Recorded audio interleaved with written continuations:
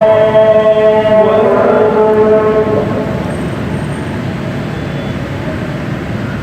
أن لا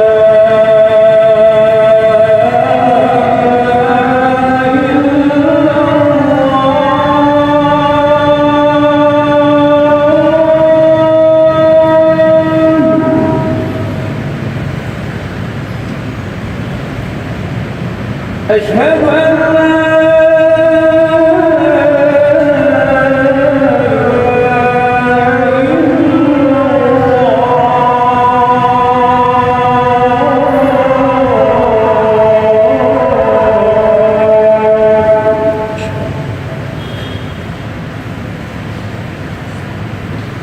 أشهد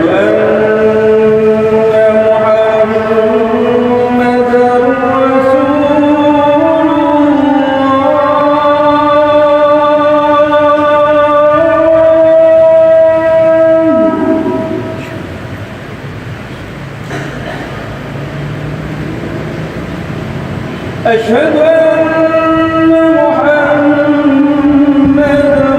رسول الله.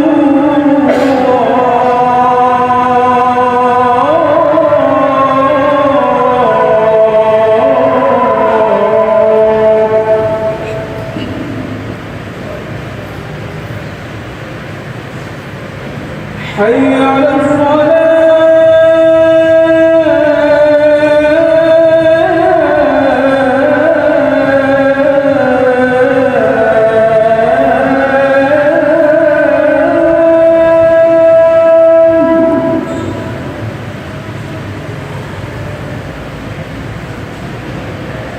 حي على الصلاة.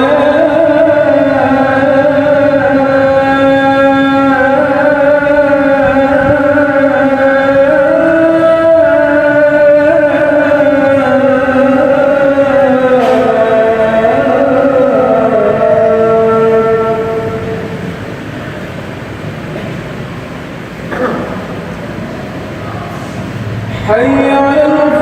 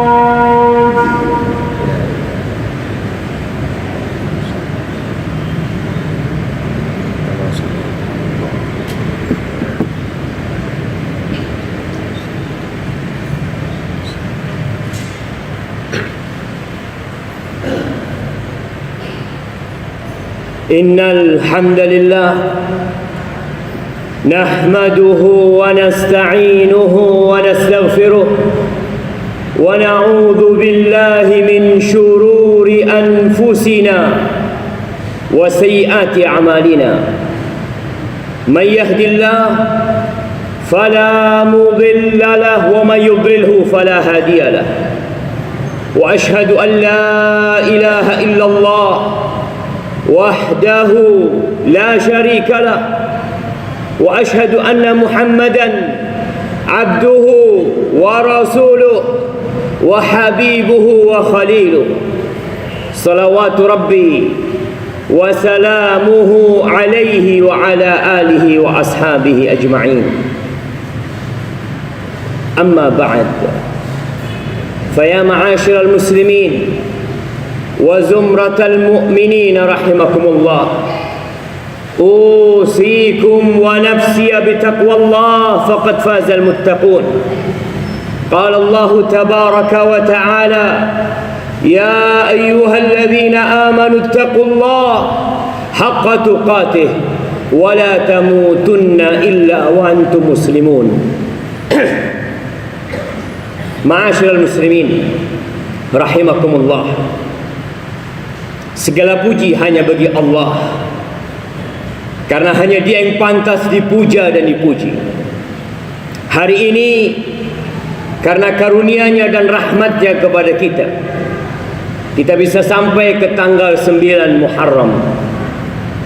Ada apa dengan tanggal 9 Muharram? Besok kita masuk ke hari Ashura, tanggal 10 Muharram. Rasulullah sallallahu alaihi wasallam ketika beliau berhijrah meninggalkan kota Mekah menuju ke kota Madinah, sesampainya di kota Madinah, tepatnya pada tanggal 10 Muharram, Nabi alaihi salatu wassalam mendapati orang-orang Yahudi berpuasa pada tanggal 10 Muharram. Maka beliau bertanya kepada mereka, "Ma hadza?" Ada apa ini? Kenapa mereka berpuasa pada tanggal 10 Muharram? Apa jawaban orang-orang Yahudi? Qalu hadza yaumun salih najjallahu fihi bani Israil min aduwwihim Fir'aun fasamahu Musa syukran lillahi tabaraka wa ta'ala. Ini hari adalah hari yang baik. Pada hari itu, esoknya, tepatnya pada tanggal 10 Muharram 3000 tahun yang lalu kira-kira, Allah Jalla Jalaluh menyelamatkan Nabi Musa dan Bani Israel dari Fir'aun. Lalu Musa berpuasa pada hari itu sebagai bentuk syukur kepada Allah atas nikmat yang diberikan. Jamaah rahimakumullah, apa kata Nabi alaihi salatu wassalam? Nahnu ahaqqu bi Musa minkum. Kita lebih berhak dengan Nabi Musa daripada kalian. Maka akhirnya Rasulullah sallallahu alaihi wasallam fasamahu wa amara bi siyami. Beliau berpuasa pada tanggal 10 Muharram dan beliau perintahkan, simak, Rasulullah sallallahu alaihi wasallam memerintahkan kepada para sahabat untuk berpuasa pada hari itu. Dan para sahabat pun berpuasa pada tanggal 10 Muharram. Dan pada awal Islam, sebelum diwajibkannya puasa Ramadan, puasa 10 Muharram sempat menjadi kewajiban bagi mereka. Para sahabat tidak hanya berpuasa yang dewasa, bahkan yang anak-anak pun mereka ajak berpuasa. Ahibati fillah, mungkin kita tidak kebayang dengan nikmat yang Allah berikan kepada Nabi Musa alaihissalam. Mungkin kita yang tidak pernah membaca sejarah, tidak pernah mengikuti kisah Nabi Musa alaihissalam, tidak tertarik untuk berpuasa di bulan Muharram, khususnya besok pada tanggal 10 Muharram. Sebagian di antara kita menganggap 10 Muharram seperti hari biasa. Jamaah rahimakumullah, tepatnya pada malam 10 Muharram, setelah Nabi Musa berdakwah puluhan tahun di Mesir, ternyata tidak ada hasil. Fir'aun yang diajak kepada Allah dengan ucapan yang penuh kelembutan, tapi ternyata dia tetap mangkir dari panggilan Sang Pencipta. Akhirnya Allah memerintahkan kepada Nabi Musa bersama Bani Israel untuk hijrah. Ingat, Kita baru saja meninggalkan tahun 1438 Hijriah. Kita ingat tuh dengan kata-kata hijrah. Ketahuilah, orang yang hijrah itu yang sebenarnya man hajara ma nahallahu anhu. Yang disebut seorang penghijrah yang hakiki adalah orang-orang yang meninggalkan apa yang dilarang oleh Allah. Jamaah rahimakumullah. Malam hari itu Nabi Musa membawa Bani Israel untuk meninggalkan Mesir. Kalian bayangkan, peristiwa itu terjadi nanti malam kira-kira 3000 tahun yang lalu, tepatnya malam 10 Hijriah. Dan kita tahu kalender Islam dimulai dengan terbenamnya matahari. Nabi Musa bergerak dengan Bani Israel, tapi ternyata jalan menuju pelarian hilang. Mereka tersesat. Maka Nabi Musa heran.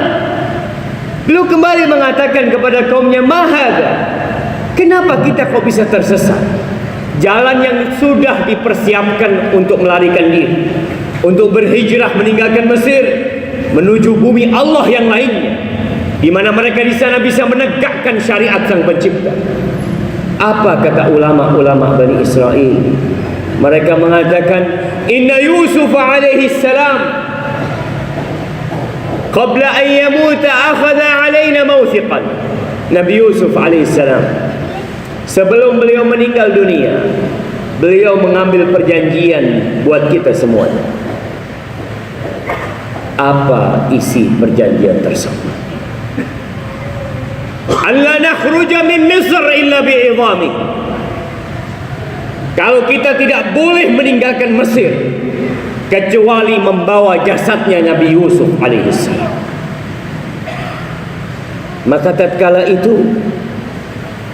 Nabi Musa yang selama hidup berada di Mesir,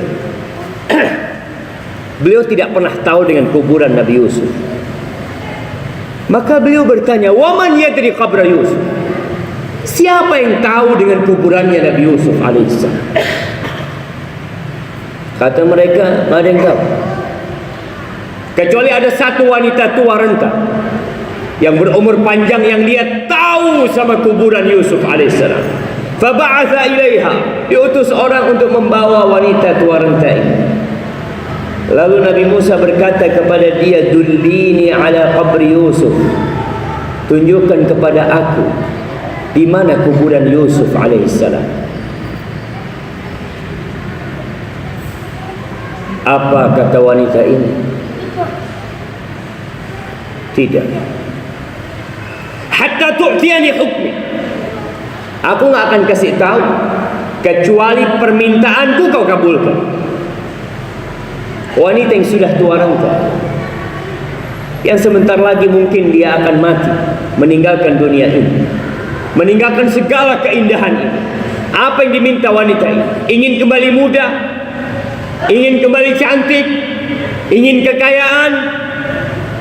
Wanita tua ini berkata kepada Nabi Musa alaihissalam ketika ditanya, "Wa ma hukmuki?" Apa permohonanmu? Qalat, "Akunu ma'aka fil jannah." Aku masuk surga bersamamu di surga. Aku bersamamu di surga. Itu yang aku minta. Itu harga untuk pengetahuanku atas kuburan Nabi Yusuf alaihissalam. Nabi Musa merasa berat permintaan itu, tapi mereka harus meninggalkan Mesir. Kalau tidak, mereka akan dibantai dan dihabisi oleh pasukan Fir'aun. Lalu Allah wahyukan kepada Nabi Musa untuk diberikan apa yang dipinta oleh wanita tua ini. Akhirnya wanita tua ini menuju ke sebuah danau. Lalu dia mengatakan, "Indibu hadha," keringkan airnya. Dikeringkan airnya. Kemudian dia menunjuk ke satu lokasi, "Ihfiru huna." Kalian gali di sini. Maka digalilah di tempat itu dan ditemukan jasadnya Nabi Yusuf alaihissalam. Falamma rufi', ketika diangkat jasadnya Nabi Yusuf, jalan menuju pelarian itu seperti siang hari. Ingat, kejadian itu malam 10 Muharram. Mereka berangkat akhirnya membawa jasad Nabi Yusuf, terus berlari. Dan Fir'aun telah mempersiapkan semua pasukan, seakan-akan tidak satu pun ditinggalkan untuk menghabisi Bani Israel. Terus kejar-kejaran itu. Akhirnya di pagi hari Nabi Musa sampai bersama kaumnya. Sampai ke mana? Sampai ke lautan, sampai ke pesisir. Tidak ada perahu yang bisa menyelamatkan mereka.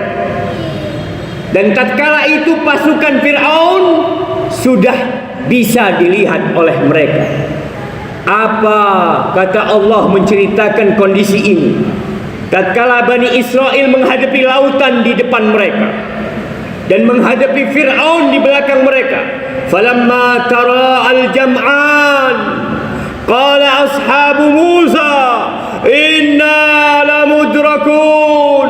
Ketika mereka saling melihat, sahabat-sahabat Nabi Musa, Bani Israel mengatakan inna lamudrakun, habis kita. Udah kelihatan kita bakal dihabisi oleh pasukan Fir'aun. Jamaah, Nabi Musa mengajarkan kepada kita untuk selalu husnudzon kepada Allah, untuk selalu optimis dalam menghadapi kehidupan ini. Pasti ada jalan keluar kalau kau mau itu. Apa kata Nabi Musa? Kalla inna ma'iya rabbi sayahdin. Gak mungkin mereka bisa menghabisi kita. Sesungguhnya bersamaku ada Rabbku, dan dia pasti memberikan petunjuk kepadaku tentang jalan pelarian itu. Wa auhayna ila Musa anidrib bi'asakal bahr. Ketika itu Allah wahyukan kepada Nabi Musa, pukul lautan itu dengan tongkatmu, maka akan terjadi satu mukjizat. Lautan itu terbelah menjadi 12 jalan. Setiap kabilah Bani Israel melewati jalan itu, sehingga mereka lari meninggalkan Mesir, menyeberangi lautan. Dan Fir'aun bersama pasukannya mengejar. Tatkala Bani Israel sudah sampai ke daratan, Allah hilangkan jalan itu. Mereka tenggelam ditelan oleh lautan. Jamaah, sebuah nikmat yang agung. Bani Israel bertahun-tahun melihat bayi-bayi disembelih oleh Fir'aun, wanita-wanita diperbudak oleh Fir'aun. Tatkala mereka selamat dari Fir'aun, tatkala Nabi Musa selamat dari Fir'aun, akhirnya Nabi Musa menjadikan tanggal 10 Muharram sebagai waktu untuk berpuasa. Dan Nabi kita Muhammad SAW dan kita umat Islam lebih pantas untuk mengamalkan hal itu, untuk mensyukuri nikmat itu. Sehingga ingat, Rasulullah SAW berpuasa esok hari tanggal 10 Muharram. Berpuasalah besok bagi yang mampu. Dapat apa orang yang puasa esok hari? Ya, kita umat yang ingin upah. Nah, kata Rasul sallallahu alaihi wasallam, ahtasibu ayyukaffirallah as-sanatal madiyah. Kau puasa sehari, setahun dosamu dihapuskan oleh Allah Jalla Jalaluhu. Aqulu qawli hadza wa astaghfirullah li wa lakum wa lisa'ilil mu'minin wal mu'minat fastaghfiruhu innahu huwal ghafurur rahim.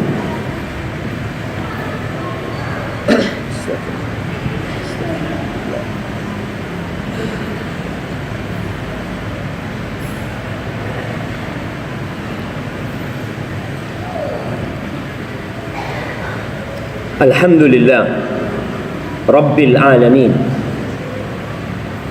wassalatu wassalamu ala sayyidil mursalin wa imamil muttaqin qaidil ghurril muhajjalin sayyidina wa qurrati a'yunina Muhammad sallallahu alaihi wasallam wa ala alihi wa ashabihi ajma'in.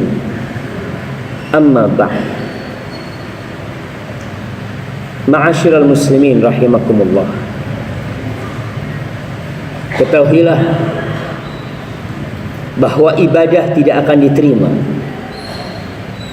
kecuali sesuai dengan syariat Nabi Muhammad sallallahu alaihi wasallam.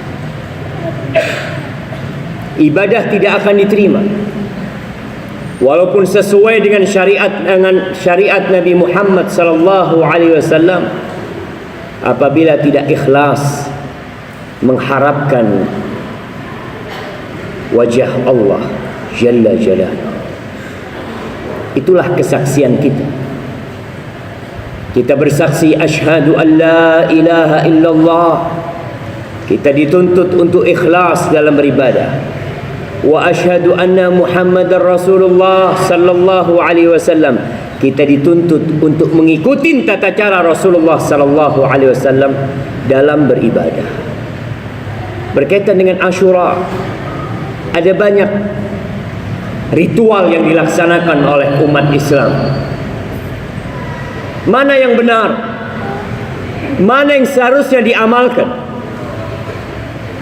Karena jangan sampai kita capek beramal, kita lelah beramal, lalu akhirnya Allah menolak amalan kita, rugi kita pada waktu itu. Maka carilah tahu. Yang selama ini kau ketahui belum tentu benar. Yang selama ini kau amalkan belum tentu itu benar. Iya. Karena kebenaran itu hanya milik Allah Jalla Jalal. Maka kau perlu kaji. Ada ritual yang dilaksanakan di bulan Muharram pada hari Asyura yang mereka meratapi kematian Husain. Mereka memukul-mukul diri mereka sehingga banjir darah. Lalu mereka mengatakan, kami mendekatkan kepada Allah dengan cara ini. Iya, silahkan kau lakukan itu. Tapi yang perlu kau tanyakan, apakah Allah menerima hal itu dari engkau? Kembali, amalan akan diterima kalau ikhlas. Ikhlas saja tidak cukup. Yang kedua, harus sesuai dengan tuntunan Rasulullah sallallahu alaihi wasallam. Dan esok hari yang sunnah bagi umat Islam adalah berpuasa. Yang tidak mampu berpuasa, yang sakit atau kondisinya lemah, maka kau bikin makanan di rumah, kau kirimkan ke masjid, buat buka bersama, berikan kepada mereka yang berpuasa. Sesungguhnya man fattara sha'iman falahu mithlu ajri. Barang siapa yang memberi buka kepada orang yang puasa, dia akan dapat pahala seperti yang puasa. Dan Nabi SAW menganjurkan di bulan Muharram ini untuk banyak-banyak puasa, bukan hanya tanggal 10. Beliau mengatakan alaihi salatu wassalam, afdalus siyam ba'da Ramadan syahrullahil Muharram. Sebaik-baiknya puasa setelah puasa di bulan Ramadan, maka berpuasa di bulan Allah, bulan Muharram. Maka perbanyak puasa. Nabi berkeinginan sebelum wafat, pada tahun 11 Hijriah, selesai Muharram, selesai 10 Muharram, beliau mengatakan, lain ishtu ilal qadim, andai kata umurku sampai tahun depan, aku akan puasa tanggal 9 Muharram. Aku akan puasa tanggal 9 Muharram. Sehingga puasanya tidak hanya tanggal 10 Muharram. Hari ini disunahkan puasa. Para ulama mengatakan, kenapa? Agar tidak sama dengan orang-orang Yahudi. Mereka hanya berpuasa satu hari. Tapi kita berusaha untuk puasa sebelum. Tidak mampu sebelumnya, kau boleh puasa tanggal 11-nya, tanggal 12-nya, nyambung tanggal 13-nya, 14, 15. Ingat, sebaik-baiknya puasa setelah bulan Ramadan adalah puasa di bulan Muharram. Jamaah rahimakumullah. Innallaha amarakum bi amrin bada fihi bi nafsihi وثنى بملائكته وثلث بكم أيها المؤمنون فقال في كتابه الكريم إن الله وملائكته يصلون على النبي يا أيها الذين آمنوا صلوا عليه وسلموا تسليما اللهم صل وسلم وزد وبارك وأنعم على سيدنا ومولانا محمد. اللهم اغفر للمؤمنين والمؤمنات والمسلمين والمسلمات الأحياء منهم والأموات إنك سميع قريب مجيب الدعوات. اللهم منزل الكتاب مجري السحاب هازم الأحزاب اهزم أعداءك أعداء الدين يا رب العالمين. اللهم انصر إخواننا المستضعفين في كل مكان. اللهم انصر إخواننا المستضعفين في كل مكان. اللهم انصرهم وأيدهم يا رب العالمين. اللهم أصلح ولي أمرنا وولاة أمور المسلمين. اللهم أصلح بلادنا وبلاد المسلمين. ربنا لا تزغ قلوبنا بعد إذ هديتنا وهب لنا من لدنك رحمة إنك أنت الوهاب. ربنا آتنا في الدنيا حسنة وفي الآخرة حسنة وقنا عذاب النار. وسبحان ربك رب العزة عما يصفون وسلام على المرسلين والحمد لله رب العالمين.